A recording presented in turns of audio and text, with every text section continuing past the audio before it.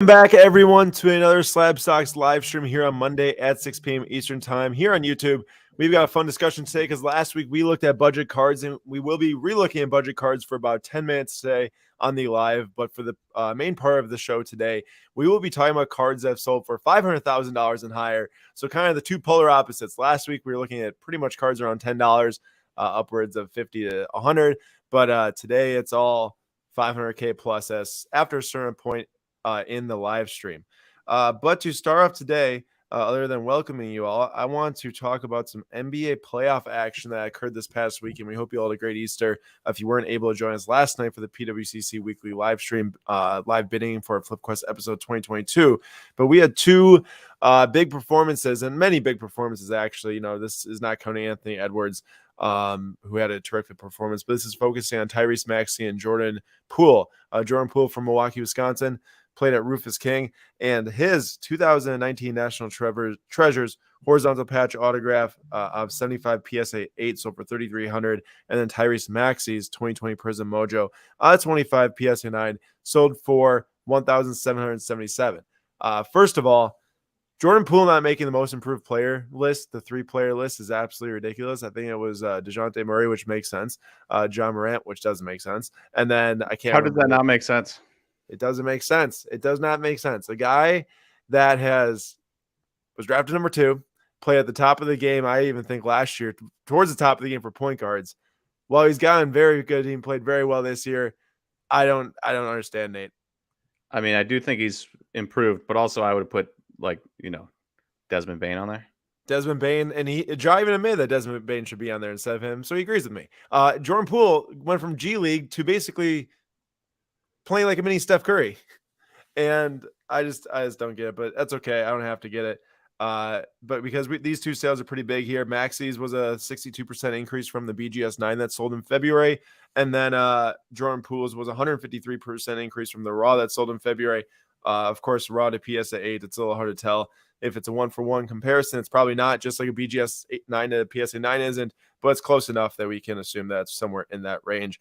Nate, if it were you and you had the choice between these two cards for those two price levels, assuming you did have $3,300 to spend, not like, oh, I only have 17, I can't go up to 33. Assuming you did have 33 to spend, and if you didn't spend the 33, or like if you bought the Max, you'd have to go buy a different card for 1,600. Which would you rather have for, let's say, the next season? That's tough. They're both third fiddle on their team, right? So, I mean, it's kind of apples to apples here. I'd probably go with the rookie patch auto of Poole. I like Maxey a lot, but that's a nice patch. It is. That Jordan Poole is nasty. It's got the Golden State logo, the Golden State Bridge logo. But the only thing about Maxey is that he will have more opportunity to touch the ball in that lineup versus also having Draymond Green. I know you said third option for like scoring, but also Draymond does touch it a lot. He does get a lot of assists, but that also could benefit Jordan Poole also, getting open more. And I do love Poole. I think I'd take that, but then Maxey's not actually too bad. 1777. I thought that'd sell higher after his huge game, because he is the real deal. He for sure is the real deal. And what's up, Global Sports Card Investor? Good to see you. Next up, to round off our episode from last night, the PWCC Weekly Auction number 13, we've got 10 different cards to look at here. First up is Anthony Edwards 2020 Flawless Rookie Auto, number 25. This is the Signature Series, so this is not patch auto, just the on-card auto. It's not the Draft Gems insert. I think that this is really just kind of like the base non-patch, non-diamond auto.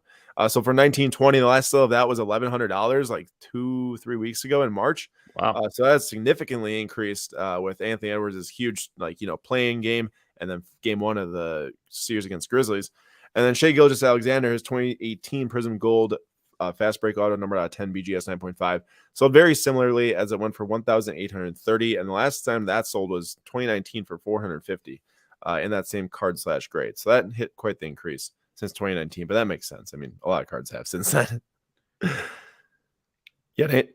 Tom says my doppelganger was working at the margarita station. I'm assuming that he was tall, jacked, and had a full head of hair. Right. That's exactly what you are, right, Nate? Correct. As far as I'm concerned.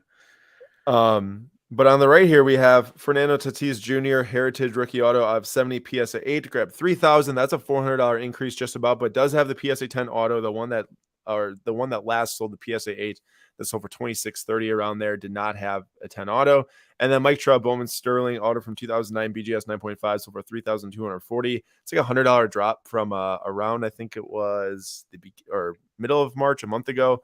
We're on a $100 drop. We'll see what happens with Trout this year. Hopefully the Angels can make some noise, but they seem to be cursed getting to that playoffs. I'll tell you that much.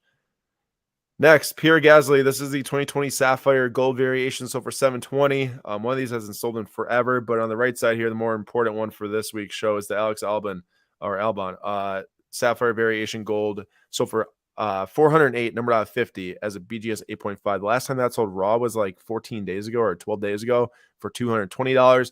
Since then, he did have a Australian Grand Prix where he went from 20th to 10th place, and that has really sparked his market. Pretty obvious there. If it's me, I'm taking the Gasly, but remember, Gasly's the worst driver on the grid, so never buy him. Right, Nate? That's right. And then this was probably the most surprising. Well, actually, second most surprising. The next one would be the most surprising. Cristiano Ronaldo auto, numbered out of 15 from Immaculate. I guess a lot of people probably would say this is surprising too, though. BGS 9 from 2017 Immaculate, the first full soccer set issued. Immaculate set sold for 2,370, but the Christian Pulisic rookie auto from 2016, number out of 60, BGS 9.5, so better grade. So for 2,880, this voting was like 90% to 10%. But we posted this exact one as the preview for the weekly auction number 13, and is like 90% thought the Ronaldo would sell for more, 10% Pulisic, and Ronaldo really didn't get close. I mean, that's $500 away. Like that's significant, which is crazy. Did you, really quick, not to bring the mood of the room down, but did you hear about Ronaldo today? I did. Yeah, that stinks, man. That's not good. Not good. Yeah. He's having twins, him and his wife, and then one didn't make it, which is super sad. RIP. Next up, we've got Kyler Murray. This is crazy. This is absolutely nuts, actually. Kyler Murray, 2019 National Treasures Horizontal. It's kind of like the insert patch auto, number out of 99. BGS 9 sold for $1,200. The Daniel Jones just strictly jersey auto, number out of 99 PSA 10 sold for $1,200. Nate, does this just seem ridiculous to you looking at these two selling for $1,200 next to each other? Well, obviously one's a significantly better quarterback than the other, but the one card is an insert. The other is that true rookie patch auto. Even no. That's also an insert. Trash, right? That's an insert also. That's a strictly too? jersey. It's a rookie material signatures, which is just jerseys on those. So it's also an insert. Ooh, I stand corrected. I'm not even sure I know what Kyler Murray's National Treasures looks like. This totally different than any, like it didn't look like the basketball ones from 2019. It's horizontal and it's like the full body of him like standing in a field. Really weird. It's a really weird true RPA. I stand corrected. That's atrocious. Yes. But I do think that means that people are probably really down on Kyler. Guess what? So these two, both of them sold around December range. The BGS 9 sold for $1,250 as Kyler, so $50 drop since then, not bad. The Daniel Jones, the last time that card sold, it was raw, $81 in December or January. $81, $1,200. I have no idea what happened there. Maybe someone just really want to lock in a Daniel Jones investment. That's something else there. One of the biggest discrepancies I think we've seen in a long time there on a raw to PSA 10. Yeah, I would not want to be the one buying that. How to throw away your money real quick. Exactly. Totally. So for the people in this chat so far that have came, last week if you joined, we did something with budget buying where we talked about our little mock budget game. Spend $200, no slabs. You can only buy one card between $50 and $100, and the complete set has to be within the last 7 days, and you have to buy 8 cards in total. So we did the mock one last week where Nate and I both picked out 8 cards. At the end of last week's episode, Nate said, hey, let's buy 8 cards ourselves. Come back next week and show what we bought. So we are going to update with what we bought, but we also sent out a Google form through newsletter for people to submit their own mock one. And we said whoever submits it is going to be entered for a chance to win a card from the 16 cards that Nate and I buy. And we got one response. So I will tell you, Kevin Cormier, who did not win last night, but I picked him to win in the giveaway, right? Did I pick him to win in the giveaway? You didn't pronounce his R, but you did. No, I know. That's what I remember. He submitted a response, and we're going to walk through his response first, and he automatically wins one of the cards that we bought. And we will, if Kevin's in the chat today, which I don't think he is, we'll determine, I guess, which card he gets then. So this was Kevin's picks. His first card was a Lewis Hamilton track tags insert. Those are super popular from F1. It's a base one. They look really cool though. $68. His next was a Charles Leclerc track tags for $35. Bukayo Saka refractor from Merlin, getting some Arsenal 11 there for $10. Yuki Tsunoda, the Sapphire Future Stars from 2020, $25. $1 on the Jordan Wara red, white, and blue rookie. Kind of gamed the system there. As I said, that shipping costs from not adding in, and they bought a $1 card with $5 on shipping.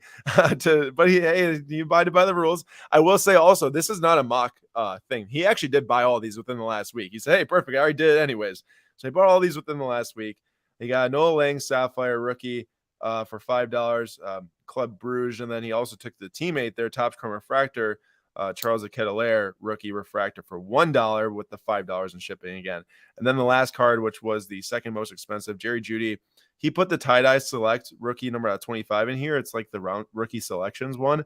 But he actually said he bought the mosaic fluorescent orange rookie for $42 at a show. He just couldn't get a picture, so he just put in the closest thing to it, numbered out 25, into his submission. So, Kevin, good job. Nate, what do we rank this on a 1 to 10 scale here? And what about everyone in the chat? If you want to rank his $200 budget thing on a 1 to 10 scale, let us know.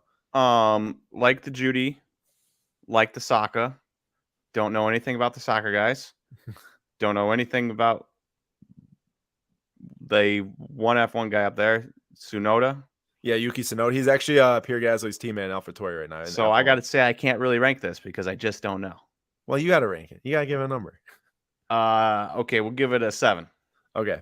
I'm going to give it an 8 because I do really like the track tags and I like the soccer guys. They pick good guys. And of course, how can I like your Bucks pick with Jordan Wara? But and also I do actually like the mosaic fluorescent numbered out 25 from, I think that's like his, real rookie versus like the insert that's displayed here, the select. So I think that was a good selection at the show.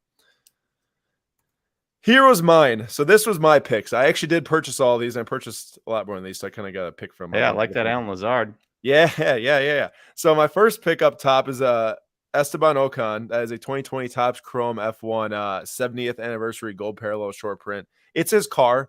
So the cars don't sell nearly as well. I got it for $14, but it helped fit into the budget collection here. And also at the same time, I mean, they drive the cars. So, and that's like the most important part is driving the cars. So why shouldn't the cars get some love eventually?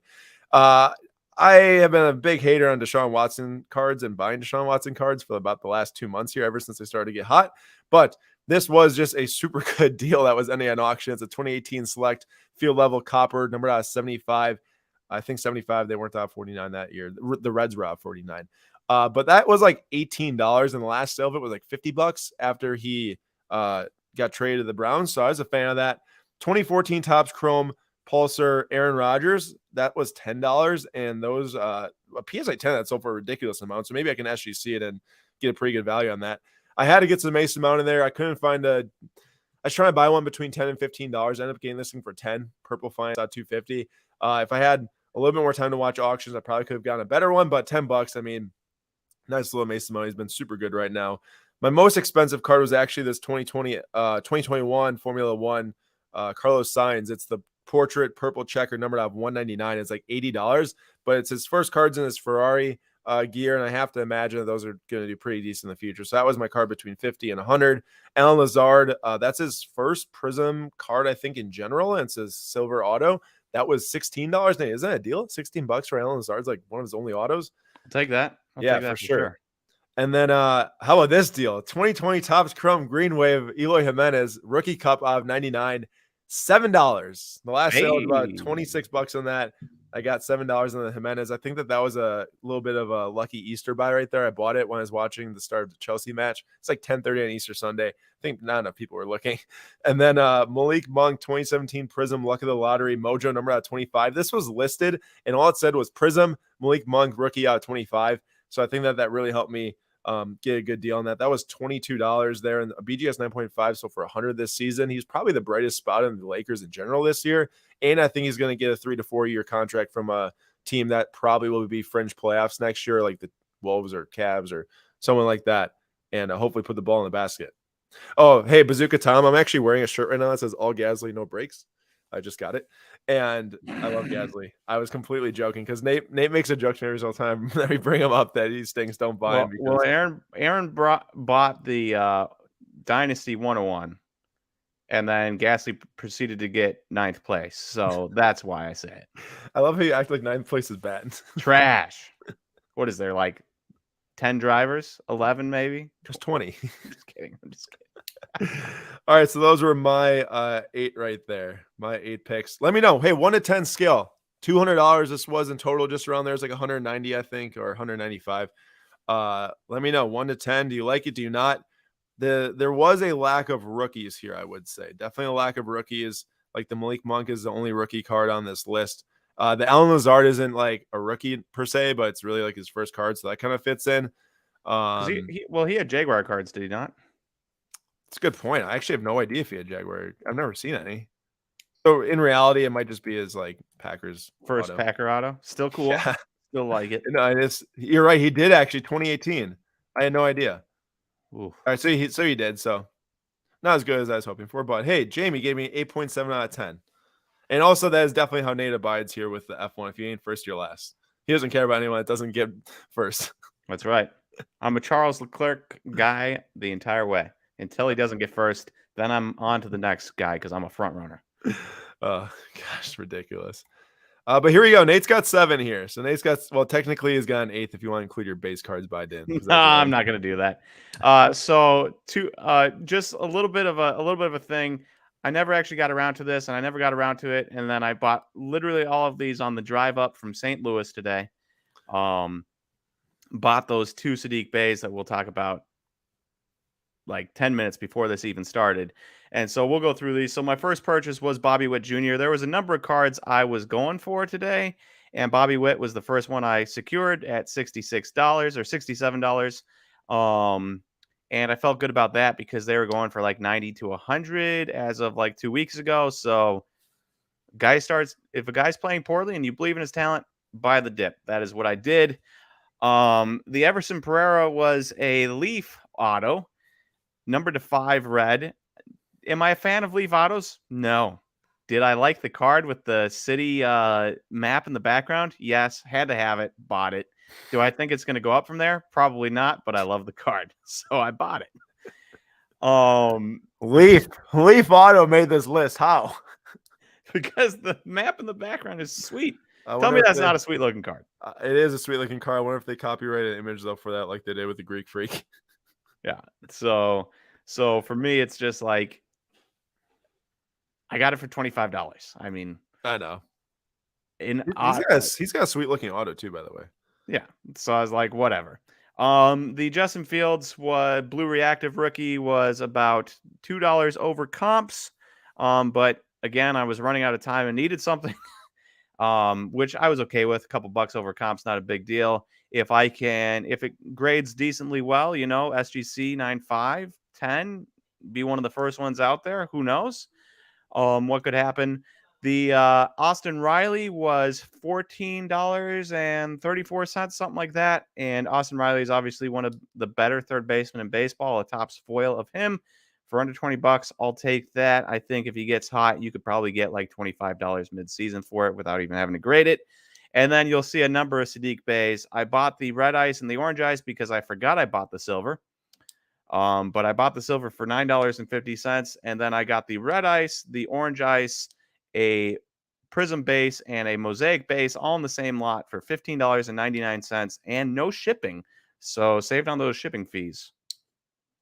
That all added up to, I only have 7 cards here, missing a card, but that all added up to $172. So I had $28 to play with if I hadn't run out of time. Nate got a $45 counter offer on that Joey Bart, so there's no way that's fitting into your budget. Enough for like card though. Corners are a little rough on the top, black edges, but the last one sold for $61 in December, and he's been hot since then.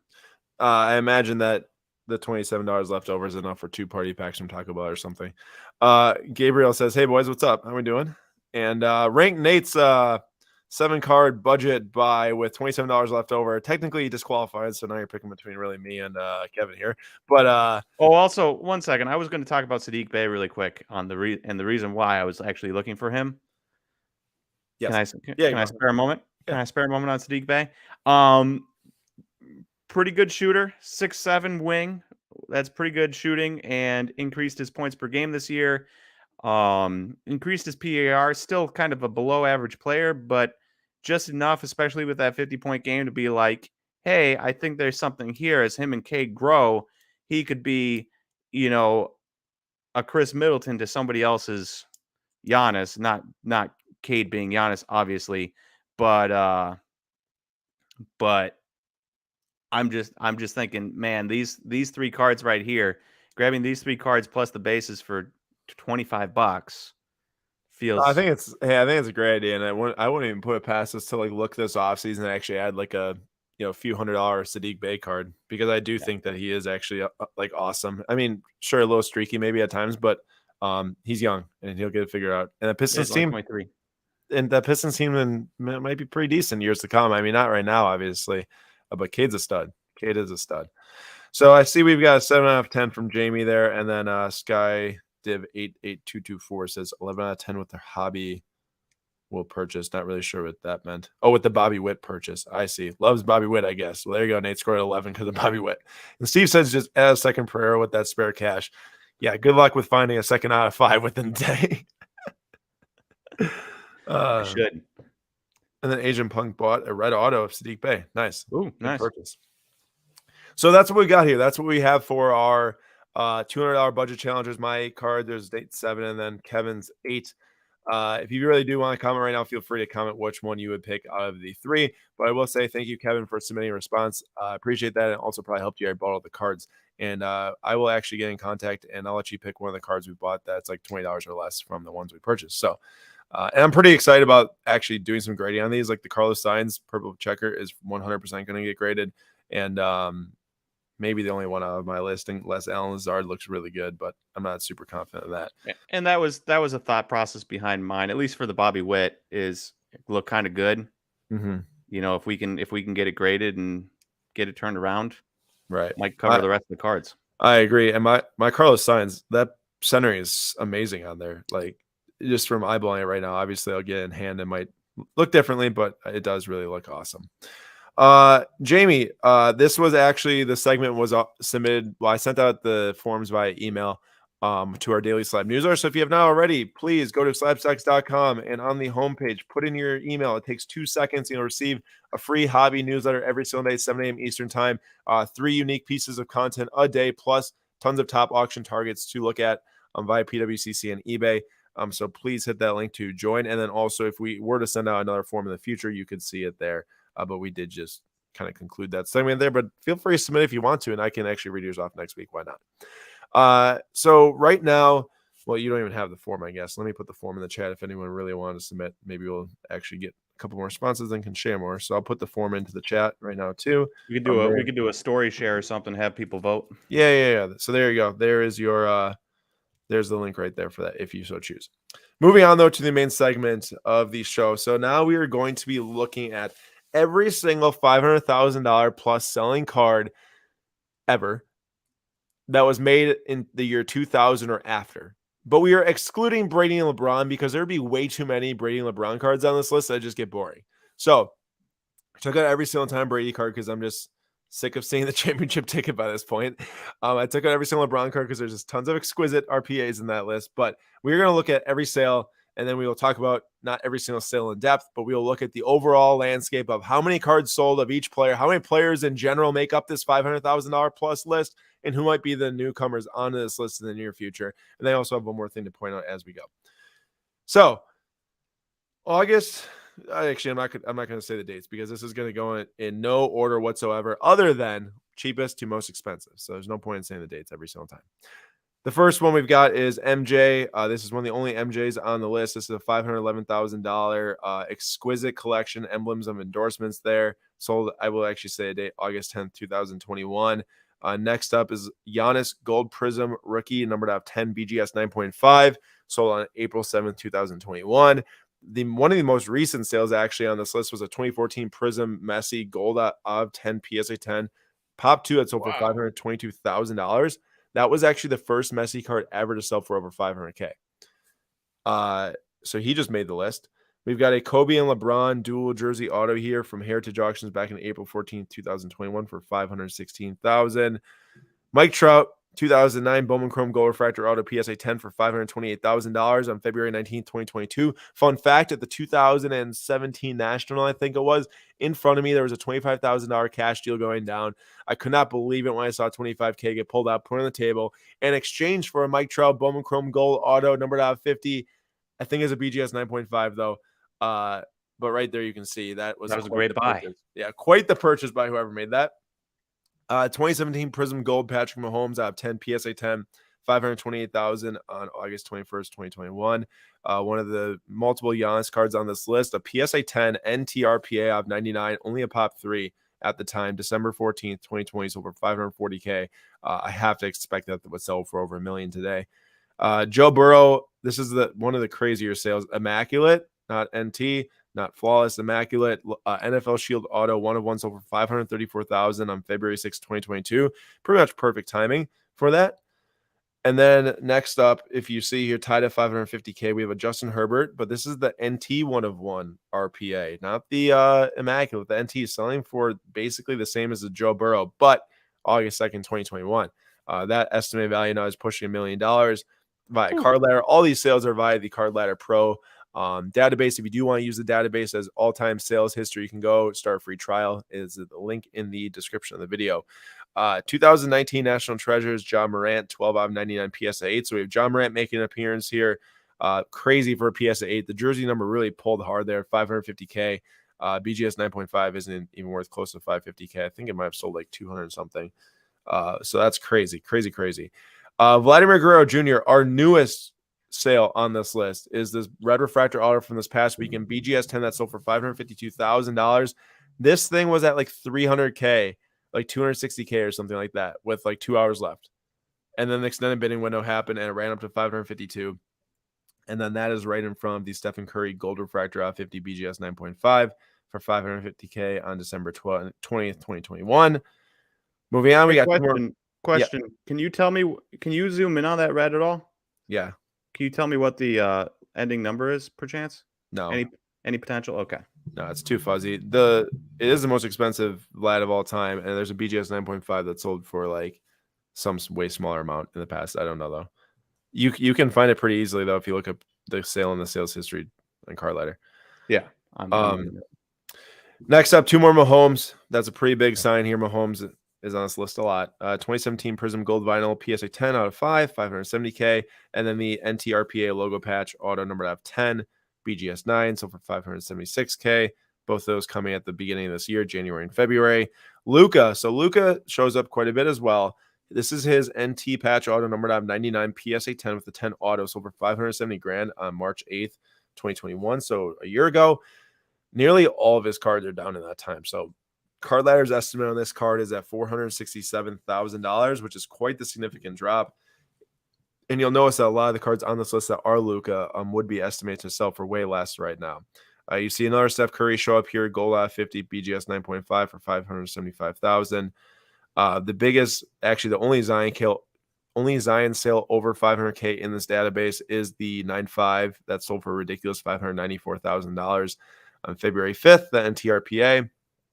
Then you've got more Mahomes, which is now supposed to be worth over $1 million. It was bought a year ago for $584. Imagine a year ago buying Luka for $570 and now the estimate being $466, or buying, that was in the exact same auction, or buying Patrick Mahomes with the estimate being $1.2 million.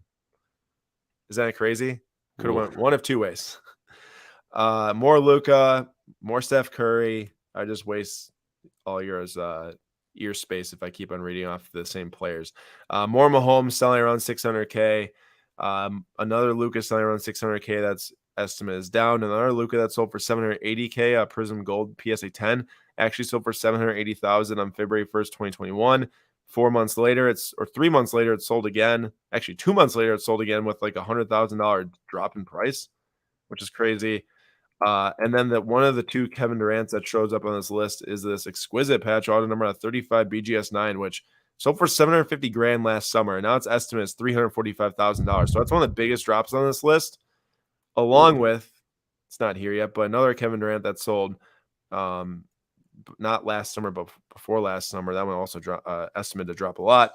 So what's the difference there? Different. One has a 3-color patch, Oh. one has like a barely 2-color patch. Okay. Because the difference in card letter value was significantly different. But the reason why the difference in card letter value is significant, this one is in the verified sale tab, which means it has a chart on card letter, and one actually did recently, I think, sell for around that. This one, I don't know why. Oh, I see. Wait, no, I don't know why. I'm not sure why that one's not in the verified sale tab. But the reason why it's different is because of the different time frames too. So I don't really know exactly on that one. Moving on, another trout pushing $1 million. Well, actually, one of the only trouts pushing $1 million, other than one of the most expensive. That's a red auto, sold for $922K in 2020. More Mahomes. This is one of the only Kobe's on this list from post 2000. He has some before 2000, but this is the 2002 Logo Man Mania. That sold for $922K. Another Steph Curry out of 5, which estimated to be doubled since last year. Estimate $2 million now. It sold for $960K. And then the worst purchase on this entire list, in my opinion, potentially next to the Kevin Durant's, Anthony Davis, 1/1 Logo Man patch auto BGS 9 that sold for over $1 million. Well regarded now as the worst $1 million sports card purchase of all time, considering the other cards you could have bought at the same time. And this is now card letter estimate $433,000. And then you've got some more Luka here. Giannis hitting $1.14 million before it was like, I guess, cool to hit $1 million. This is the Black Mosaic from Prism. 1/1 sold for $1 million. And then we have our two most expensive sales that show up in the card ladder database. The Mike Trout Superfractor Auto BGS 9, $3,840,000. Giannis Logo Man Patch Auto 1/1 BGS 9, $1,812,000, September 20th, 2022. And the Mike Trout was August 23rd, 2022. Now, there are two sales that were not in the database that I do know happened, and we did post about both of them. Patrick Mahomes, $4.3 million, 1/1 Logo Shield, BGS 8.5, and the Luka 1/1 Logo Man, $4.6 million. That sold to 72 from Shine, and this one went to LJ's Card Shop, PWCC private sale. So those are the two most expensive modern sales outside of like your LeBron 2003 Exquisites. But man, what is LJ's Card Shop doing that? Wait, are they an actual card shop? Do you remember they were at the National? I think it's just yes, I do think there is some sort of card shop aspect to it, but super high end collector in general first.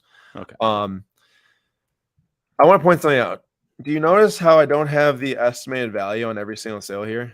Correct. Why do you think that there's an estimated value on the sales that they're on? More commonly sold cards. No, and Maybe? you might be guessing for a while, so I'll just give it away. Yeah. The ones that have the card letter estimated value are cards that sold in 2021. No cards from 2020 I included in the estimated value. No cards from 2019 or 2022 I did. Only the ones from 2021 until this one on August 23rd, 2020. Nate, why do you think I included this one as the only card with a card letter estimated value in 2020? Because the card letter values double, and no, because that happened with a lot of the ones from 2020 and before. You wanted to give Vegas Dave some anti-shine by saying, "Look, you sold too early." Ha! And they got it. Did you actually? I'm serious. You actually got it. That is the reason why every single card on this list that has a card letter value is from 2021, and why the Mike Trout is the only one from 2020 with an estimated value. Because in February of 2021, Vegas Dave declared that the card hobby is dead and will no longer be a thing or whatever for years to come. So I want to go through and pick out all the sales from 2021 that happened at or after Vegas Dave declared the card hobby to be dead, and then look at what their estimated values are. So I will say there's a caveat here, because I looked through, and of the 22 that I picked out, 12 of them actually decreased in price. So more than half decreased in price, card letter value estimate wise. But 6 of the 12 were Luka cards, which just would have been an overpriced purchase probably at the time compared to other stuff you could have bought, obviously. And one of them was Anthony Davis, Logo Man, which was just a ridiculous, another overspend on a card. So in reality, yeah, over half of the ones I picked up from 2021 do have a lower estimate value, but also Steph Curry, which happened at the very end of 2021, it's like a marginal percent. Um, in general, it is because of Luka, and it is because of the Anthony Davis card. So I also put the Mike Trout here because, yeah, Nate, the whole declaring cards dead thing and burning the MJ rookies and stuff like that, whatever happened with that video, that is the dumbest thing I've ever seen. He sold his most expensive, or at least what I presume to be his most expensive card, given that it was the most expensive card sale of all time at the time. Actually, yeah, I think it did pass the Honus until it resold. But $3.84 million. And then you make a video saying the cards are dead just to see the cards are very much not dead. And your card would be worth over $6 million today. You'll love to see it. You'll love to see it. But yeah, I'm actually glad you got that. Here's the cherry on top. Sorry, Raiders fans, but cherry on top would be Derek Carr actually not being that good and not being able to win a Super Bowl with Devontae Adams, and then those cards going down even more. That'd be funny. Gabriel, ready for some F1 this weekend? Very much ready for some F1 this weekend. Okay, so that is all the sales that have happened, excluding LeBron, excluding Tom Brady, $500,000 or more produced in 2000 or later. I know there's like a lot of qualifiers there, but it totals up to 17 different players, including LeBron and including Brady. I didn't tally them up, but this is the count of players that that made this list. So Patrick Mahomes had 11 sales, Luka 7, Steph 6, Giannis 4, Trout 3, Kevin Durant 2, Kobe and MJ 2 each. But let's be honest, this is because this is post 2000. They have plenty of cards that would make this list from prior. Messi 1, Burrow 1, Ja 1, Herbert 1, Vlad 1, Zion 1, and Anthony Davis 1. I'd venture to guess that if the Anthony Davis sold today, it probably wouldn't cross 500K. Zion does have a card that would still sell for over $500,000 today, though, which is the Logo Man 1 of 1. It definitely would sell for over 500K. So, keeping that in mind, also I want to address this from Gabriel really quick. I'm not sure if you did watch last week's episode, the budget episode, but the reason why we are doing this episode today with so many expensive cards is because last week we did a full hour episode talking about only budget cards and why we like budget cards and which budget cards we picked. So yes, we are very mindful that cards that are cheaper ones we should be talking about because people can afford them, but it's always fun to look at this market and how it moves for all the people like us that can't afford them. Hey, what's up, Tech? What's up, Michael Brown? Quick question. You can either take the 11 Mahomes, yeah, or you can choose any of the other guys' total numbers that add up to 11. What are you taking? Oh, I'm for sure adding stuff up. I'm for sure taking like Giannis, and I'm gonna take the Trouts. See, the problem is if I take the Giannis and the Trouts, it's like gonna blow away the Mahomes money wise. Yeah. And then I'll probably add like a combination of like the Messi and like probably like the Herbert because that was the NTRPA. So that pulls me up to 9. And then I like throw in it gets tougher from here. I'd probably throw in Vlad actually, that 500, even the one that just sold because he's got so much career left. And then I feel like if I had to pick one more to go with, oh man, that gets really tough. Do I dare? Oh no, I was gonna say that Anthony Davis just because if he is healthy, it's got the most potential from like the bottom right now versus a 550K draw jersey number PSA 8. And then the Burrow, I didn't like the Immaculate Sign for 550K anyways, and I don't like the Zion 9.5 either. So I guess I'll take the Anthony Davis. Did you take the Messi? I did. I thought. Okay. Herbert, Vlad, Messi 3, and then 7. Yeah, so that's 10. And then I'll take the 1 of 1 Burrow actually because it's a 1 of 1. So, what about you? I'm taking the Steph, Giannis, and Vlad. For me, Steph and Giannis just seem like two guys that kind of changed the NBA. Yeah. And Vlad because he's 23, and I'm not willing to bank on any AFC quarterback. Otherwise, it would be Herbert or Burrow. That's a great point. The only reason why I took the Trout is because of the actual dollar amount that sits inside of that number 3. When you add a red and a Bowman Chrome Superfractor together, that's so much money. But if I would like take Steph as an overall market, I think too. Those are two of the most impactful NBA players of all time. And I think it's an easy pass at the Luka and Mahomes level. Take guys that have already won and take guys that have already made the biggest impact on the game. Tech, we did. If you rewind to the beginning of the episode, you can actually listen to the portfolios we picked and bought and stuff. It was a good little chunk that we did there. And Michael Brown said, "What did the 2018 Silver Prism Brady sell for last night? 8,100, which is another drop from the previous sale of 9,000. So it keeps on dropping." Now, someone here was smart enough, John, to say Lewis Hamilton is going to be the next to hit $550,000. So that was my next question. Who's next? I mean, we had 7 one-time entrants here between Zion, Ja, Messi, Burrow, Herbert, Anthony Davis, and Vlad. There's a myriad of players and cards that haven't surfaced to have the potential to hit 500K yet. Wander Franco 101 platinum. Or why don't you just say Bowman Chrome Superfractor? Well, yeah, but do you think I feel like Bowman collectors are much more likely to hold their Bowman Chromes 101? Yeah, but I don't think that platinum Wander Franco would sell for 550K today. Dude, I think it would. Or 500K. You don't think it would? No. I think it would. I think somebody would have to have that. Yeah. I mean, the Trout sold for like $1 million last national. So it's a possibility. But that was my question was John already answered. So who do you think is going to be the player to eclipse this club next of 500K? Nate says Wander Franco if the platinum. There's a couple players that haven't hit this range yet. Shohei Ohtani hasn't had a superfractor surface, or at least publicly wise, to sell yet to make this club. His Bowman Chrome Red Auto PSA 9 sold for $312,000 in December of last year. So he got close, but the PSA 9 probably limited. PSA 10 would have crossed it.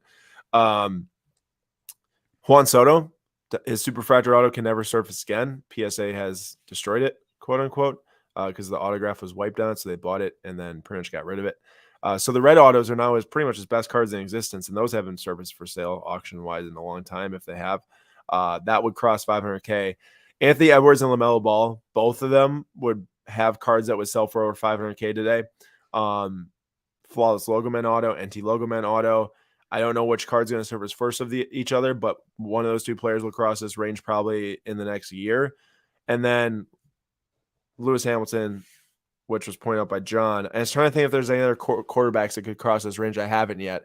Josh Allen, if his NT logo or NT NFL Shield auto 1/1 resurfaced for sale, I think it's sold for 230K. And I think myself and others were like, whoa, that's insane.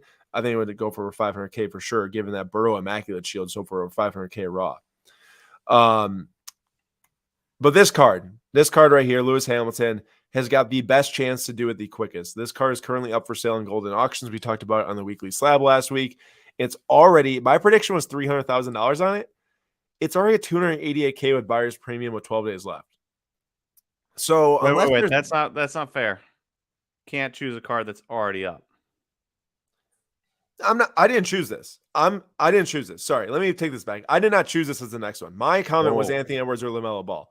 I put this here because someone on Instagram actually commented this card and said, hey, this is going to be the card. Okay. Sorry. My pick was making sure we're not like no. cheating. Nah, don't even talk to me about cheating. No, I have, this was not my pick. This is an Instagram comments pick. I think it's Herbert Collector on Instagram, but or Herbert for President. But I think that this probably has one of the best chances to do it soon, unless one of those LaMelo or Anthony Edwards sells very quickly here. If anyone else has any thoughts, please feel free. Michael Brown, you should be able to just Google Juan Soto Superfractor Auto, and I'm sure you'll find links to it if you just Google that. And then what was the last thing here? Oh, last thing on the presentation was that I will actually update the whatnot thing in a second. But because first I just want to round off this conversation. So we looked at probably 30 different sales or something in that range of $500,000 plus cards. Nate, if we look 10 years from now, let's look 10 years into the future. And you know how we say, man, there's a lot of cards out there that they'll hit a certain peak at some point, and then 3 years, 4 years, 5 years down the line, they won't even be worth peanuts of what they sold for.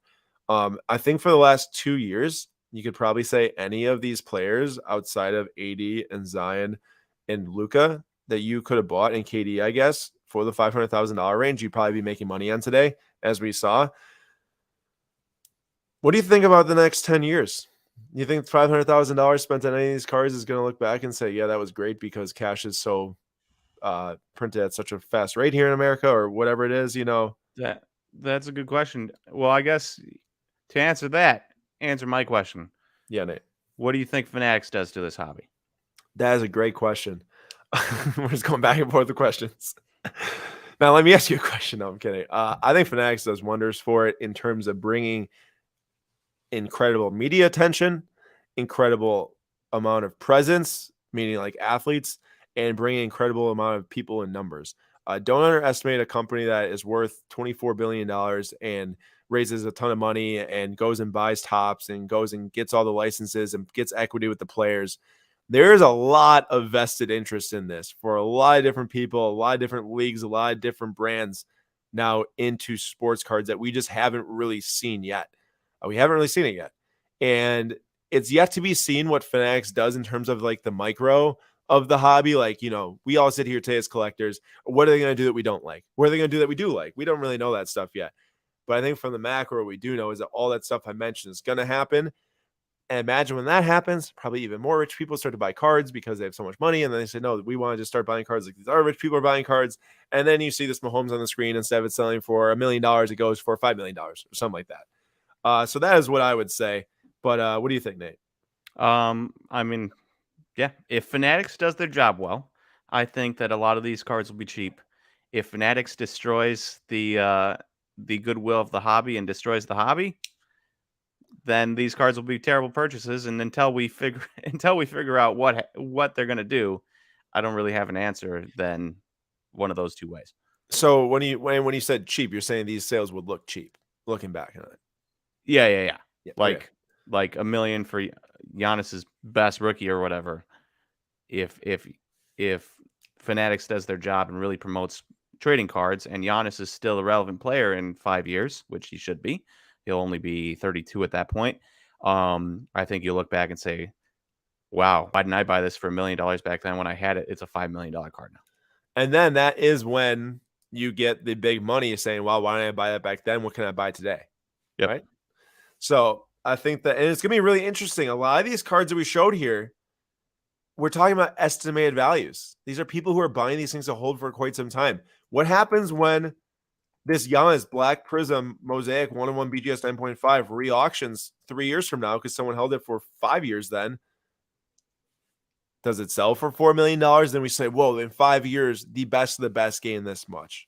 So I think there's so much yet to be seen, like Nate said, especially in this high-end sector.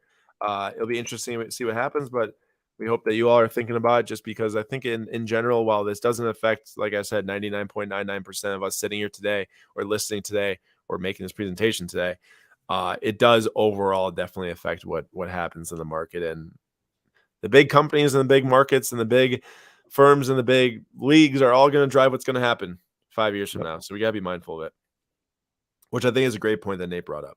And also John said Charles Leclerc superfractor in the next 5 years. Ferrari fans are the most insane. And I agree that card will hit 500K probably within the next 2 years as Lewis Hamilton then surpasses $1 million. So this week on Whatnot, tomorrow at 5 p.m. Central Time, 6 p.m. Eastern Time, Nate will be on to do some baseball slabs and maybe some baseball packs. On Whatnot, I will be on Wednesday at 5 p.m. Central Time, 6 p.m. Eastern Time to do new soccer boxes in stock. I've got 2020 Prism, 2021 Prism EPL. I wasn't like a crazy fan of this set at first, but then it started dropping price. I kind of like the price point. They do have Color Blast and also Gabriel Martinelli cards and Harvey Elliott cards, which is enough for me at least to have some fun with and chase after some people. And then we've got some 2019 Chronicles T-Mall and Neon Future. So be sure to follow us on Whatnot at SlabStox. If you do not have an account yet, please check out the link in the description. It's actually a code that can get you $10 in free credit. You can come grab a pack. You can definitely get a couple packs of Nate for that much. So come and check out Nate. And then any hockey talk. Oh, we got hockey talk in here. Yeah, we actually are looking into hockey more. I mean, I've been following hockey for a while. I've been playing since I was really young, and I ripped the box last week. So any more hockey on Whatnot, there will be some in the future to come. Just got to figure out the supply for that. But we'll definitely, yeah, Nate? Rumor has it, real quick, that the Wander Franco 101 is in one of these boxes. Rumor has it. I may have started that rumor, and it may end up being false, but rumor has it. Yeah, right. Now we do have a few minutes left in the chat, or in the episode tonight. We've got about 8 to 9 minutes left here. Please let us know any questions at all, sports card wise, sports card collecting wise. whatever sports wise. I mean, we're not necessarily sports experts, and I mean, Nate knows a lot about baseball, but like sports cards is my at least thing that I like to answer about. Feel free to drop in the chat, and we'll happily answer for the next 8 minutes here. I have a question for you. Sure, Nate. Why didn't I buy more Dylan Cease? That's a great question. I mean, I remember asking you, hey, 2020 Topps Finest Orange out of 25 PSA 10 for $40 should we buy? And he says, oh, no, we only need one. We only need one. Yeah. I'm so risk adverse. I'm like, even if I like a guy, I'm like, we already bought a couple. So for like me, I bought 2 Topps Chrome base autos and 2 like foils and said, all right, I'm good for like $20. What an idiot. What a dummy. Matthew Johnson, random question again. Upper Deck Marble, first 10-year pack at Comic-Con, which is exclusive, only had 500 packs made. Should I open it or keep it sealed? Now, that is a question which I do not feel very comfortable asking or answering. So don't listen to Nate, because Nate's just an instigator who loves ripping packs, and it's definitely not the best idea. I don't know how much they're worth, so I would probably either one, hold some, open it if you want to, look at eBay for price comps on those. I'm not really sure. That's a tough question to answer. Matthew, I would just say in my experience ripping things that I shouldn't have, it has literally never worked out for me. Ever. I've bought boxes I was supposed to hold, and then I say, well, what could be in there? Something nice might be in there. And it's always trash. And I always get hammered. And then you look up and you're like, I could have had that Topps Chrome Sapphire box sealed in my room that I spent $170 on. That's like $1,000 box, but instead I ripped it and got like $70 out of it. So I would keep it sealed. Everything great. Thoughts on Trey Young? So funny thing about Trey Young is that there's a ton, not really funny, I guess, but there's a ton of people on Instagram who collect Trey Young that any chance they get to say Trey's undervalued or Trey should be worth more. Trey puts up the most, he's in the top 5 for assists and points per game in the league. And then he scored the most points total this year, most assists total this year. They go at it, but he's also exactly right here. His cards are ridiculously cheap. So, to me, Trey's a super awesome player, but until he can lead his team, and I get he got to Eastern Conference Finals last year, I understand that, but this year was way different. They were like, playing seed and everything, and he has put up big performances. But if they get knocked in the first round, there's probably more Trey haters out there. I've liked Trey since college, but he's gonna have to definitely show people he can lead his team. Like Luka hasn't won a playoff series yet, but he did take a really crummy team in a 4th seed in the West this year, which is pretty impressive. So I guess that a lot of people are probably going to say, well, Trey did the same thing type of thing, but it always feels different for Trey, which might be a reason to think he is cheap. I don't know. Nate, any thoughts? I guess what's weird for me is like the big thing for me, the big thing is, he's not a good defender. That's what I was going to say too. So if you're building around him, you better build a team with excellent defense everywhere else.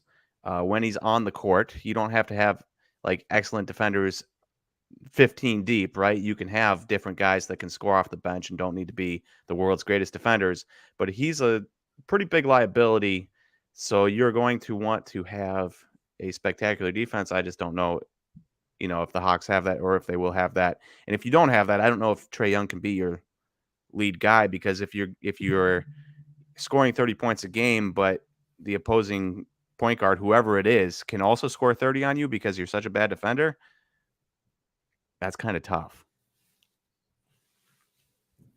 Agreed. Have a good one here from Skydiv. This is a super loaded question. I'm going to talk for hours on this, so I'm not going to talk for hours. I'll just give a very quick answer, but I do want to thank you. So Skydiv said, what's the next step for SlabStox? I've been following for a few years, and I'm just wondering, what is your 3 or 5 year, 10-year plan? Super loaded question, but first I want to thank you for following for so long. That is a long time. I imagine by now you're probably sick of hearing Nate's and I's voices, which is very possibly true.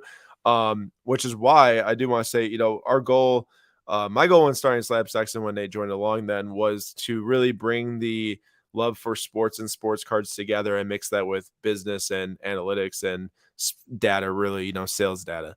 That has came together quite incredibly over the last 4 years now. 3 years for probably most people have followed for a long time. And in the future, we obviously want to keep on doing the same thing, but we want to do it at a higher level.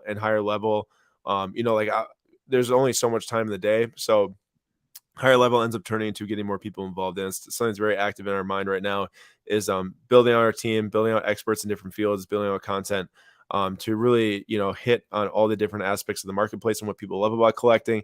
And further than that, just keep kind of adding into the mission of making cards accessible for everyone, right?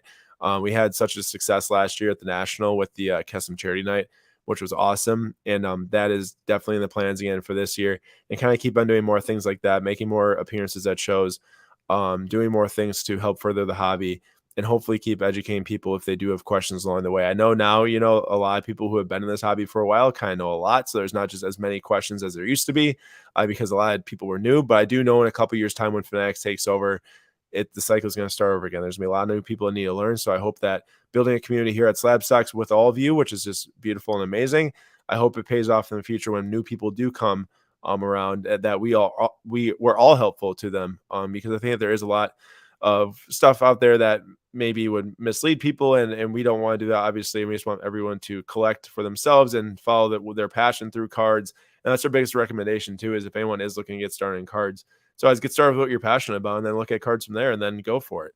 And we talked about that last week too. A couple quick ones. Bazooka Tom, why isn't Giannis getting much love for MVP this year? Because he's won 2 MVPs, and in the NBA, if you've won multiple, hard to win more for a couple of years. All you have to do is look at LeBron and his 4 MVPs when he's been in the league for almost 20 years, or is in the league for 20 years. There's no reason for LeBron to only have 4 MVPs. He was the best player in the world for probably 17 of those years. John, Charles Leclerc, Max Verstappen, Lewis Hamilton, what is the best short and long-term investment at today's prices? Excellent question. Man, Leclerc could end up being really awesome for years to come, and I could look silly for this. I think the best short-term investment is Max Verstappen. If Red Bull can get some reliability to that car and he can get competitive this year, I think that it's going to be a big turnaround. Best long-term investment at today's prices is Lewis Hamilton. I can't believe that the Sapphire PSA 10s of Charles Leclerc are selling for the same as Hamilton's PSA 10s. That is the most recency bias I've ever seen in my life. And there's a lot of recency bias that happens in a lot of sports cards, but that is incredible recency bias. And I have to think if you can buy Lewis Hamilton at cheaper prices during the season when he's most likely not going to win a world championship or contend for a world championship, it is an excellent idea from that first 2020 year set. I would highly recommend doing it.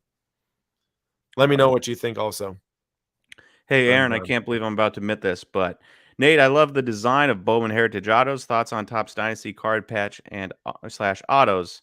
And I can't believe I'm about to say this. Oh boy. But I was never really a fan of Topps Dynasty. I was a Bowman Chrome guy through and through. But after watching the success of the F1 Topps Dynasty, I hate to admit it, but my outlook on baseball Topps Dynasty is a little bit rosier. And I could even see myself maybe buying a card or two for an investment and not just buying a Castanera as a PC type of thing. Have you ever seen, excuse me, the 2020 set that has Juan Soto's with Jackie Robinson patches on it? I have not. That sounds amazing, though. So this is one of them. I saw someone have one on Instagram, which actually had the full 42 between it. This just has the 2. Ooh. But bro, these cards are amazing. Jackie Robinson patching that, so cool. I agree. I mean, Dynasty. I also like the black and white. I don't know if they did that on purpose. Yeah. Because they're not all black and white, but black and white because Jackie Robinson played in the 40s, and any coverage you see is generally in black and white. Well, I'll tell you this: my Pierre Gasly is also black and white. So. Oh, I was hoping they were looking deeper into it. I don't think so. AJ, good morning from Japan. That's awesome. From the land of the rising sun. Very cool. Land of the Rising Sun, wasn't that the name of a Medal of Honor game? No, Medal of Honor Rising Sun, not Land of. Yeah, great game. Well, Rod, one shot. I played that with you when I was 8 years old, probably. That's probably the first person shooter I've ever played. I remember running around the baseball field too. Can't forget that. Drew, do you believe Prism and Optic Parallels will be sought after when Fanatics takes over? There's way too many to have them keep being sought after. There will be certain ones that are going to make it through. But obviously there's going to be cards that you don't have options to buy Topps Chrome of, right? You can't go and buy a Sadiq Bey Topps Chrome refractor. So the Prism Silver, yeah, I'm sure it'll be sought after. But once you get into the clearly donruss kind of variation of Optic and all this different stuff and all the elephant and stuff like that, I think it's all going to fall through pretty hard in the next 5 years. Not all of it, some of it. NASCAR cards. What's your thoughts? You Do you see watch that? the Bristol Dirt Track? I did not. What is that? I saw a video of that today What? of the dirt track Yeah, of them racing NASCAR cars on a dirt track. I thought normally it's like the Bristol Brickyard 500 or something. It was like covered. I don't know if there's a pavement underneath and then they covered it in dirt or what. But and I didn't. It was only like a 30-second clip, but it looked wild. It looked like they didn't have much traction. We're kind of drifting around corners and coming close to running into each other. It was weird. Good question. Why do you guys hate optic containers so much? So let me I feel like the hate is more from me than you. I like optic contenders as a budget level entry card for a guy like Tyrese Halliburton, like $225 on card auto. What I don't like is spending like multiple thousands of dollars on like a Josh Allen when you can go and buy a normal Contenders Josh Allen autograph, because Contenders has been around since 2000, and then you throw in a kind of sandwich of a set between Optic and Contenders and then just kind of make more stuff out of it, which I think is the biggest issue Nate probably has, just making more stuff to make more stuff, right? It feels super gimmicky to me. Is basically my main argument. It feels gimmicky. It looks kind of cheap in my eyes. And I don't. If you wanted to do something like that, come up with a new name. Don't just combine two names and be like, oh, here's this product. So I think that the 2018 Optic Contenders football set does look cheesy. I think that some of the new basketball cards like 2020 actually look pretty dang good. Like that Maxley orange we were bidding on, that looked pretty awesome. But it depends. Ricky, hello. But in terms of NASCAR cards, I don't have many thoughts. I don't watch NASCAR. Last time I watched a NASCAR race was probably when I was like 12 years old, when Matt Kenseth was still racing, or 10 years old or something. But I just feel like F1's investment is getting so crazy in America that people don't have room to watch two racing sports, especially when one's probably less or way more boring. Well, I know one is, at least to me, is more boring. So I have a feeling that F1 is just going to dominate that segment. And then the last question here we'll take from Tom. Tom says, going to watch the match with Mahomes and Allen versus Brady and Rodgers at golf June 1st. Who you got winning? So I actually didn't hear about this until today, when like Josh Allen and Brady were trash talking each other. What do you got there? Is that you see that? Not only is it Optic Contenders, but it's also Natalie Decker. I was going to say, is that Natalie Decker? Where do you get that?